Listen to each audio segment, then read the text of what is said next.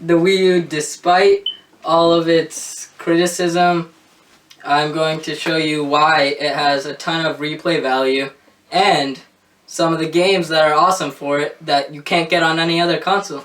So let's get right into it.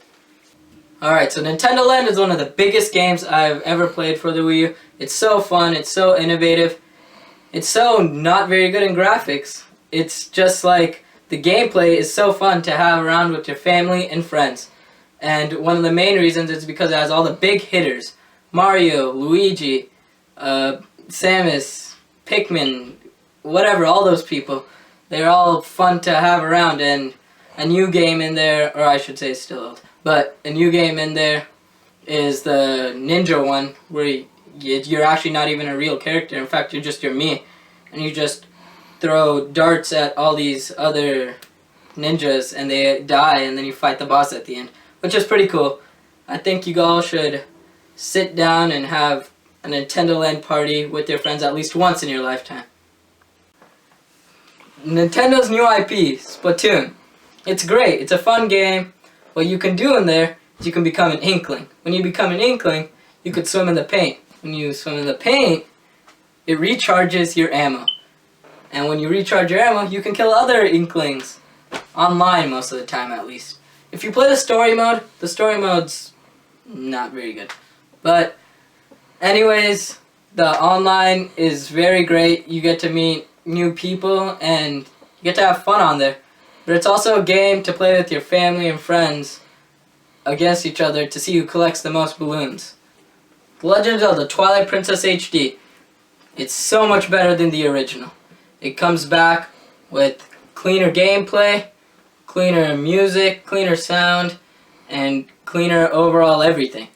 The cool thing about it is it had made a new dungeon with the unlock of this amiibo right here, the Twilight, Midna, and Wolf Link amiibo. I don't know if you guys could see that. Alright, and then if you bought the special edition like me, the deluxe, you get this along with it. I don't know if you guys could see that. Yeah, so that was Twilight Princess HD. Alright, so next up is Mario. Super Mario Maker. This game is awesome because, well, it has Mario in it. That's why. Alright, but seriously. Some of the good stuff about Mario Maker is that it lets you become a game designer. Something that has never been done in virtually any video game ever. It lets you make your levels from 1985 to 2015. It's an amazing game. You all should try it at least once in your lifetime. Alright, so next up is Zombie U. One of the most criticized games for the Wii U, and it had actually made a port from the Wii U version to PS4 and Xbox One, renamed it Zombie, and they made it watered down for the PS4 and Xbox One. You may ask, why is this game made easier? Well, because the game is freaking hard on the Wii U version.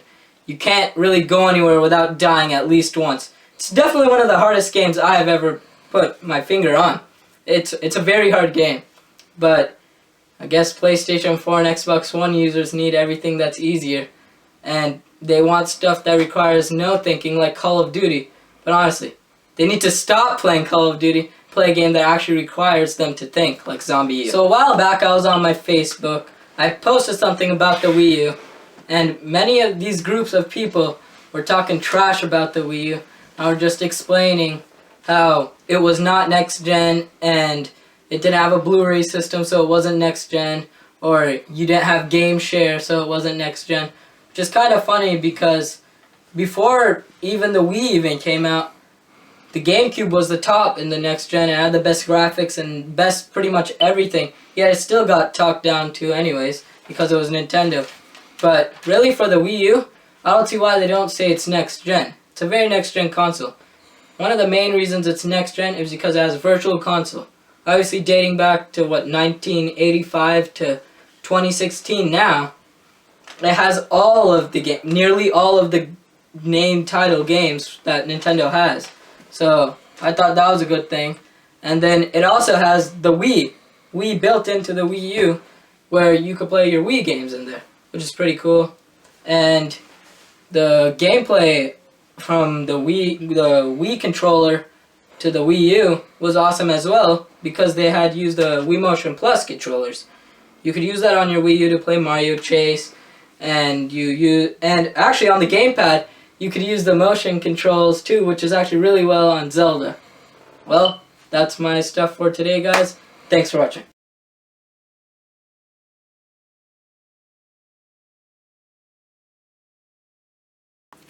Hey guys, so today we'll be talking about the review on the Wii U, and the Wii U. So despite it being a really late review on it, it's an awesome console. So you may ask, why the Wii U? Why did I pick this console to do a review on? Well, because it had been, since it released, it had been heavily criticized. Until even this day, it has been heavily criticized. And what I'm going to tell you guys today is, or show you guys, is that I am going to show you some gameplay.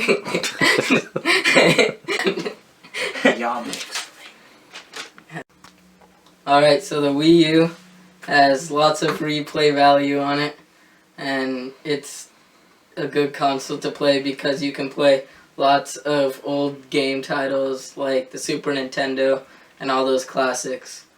Also, it took a lot of criticism when it started off, and even till this day it still takes all that criticism.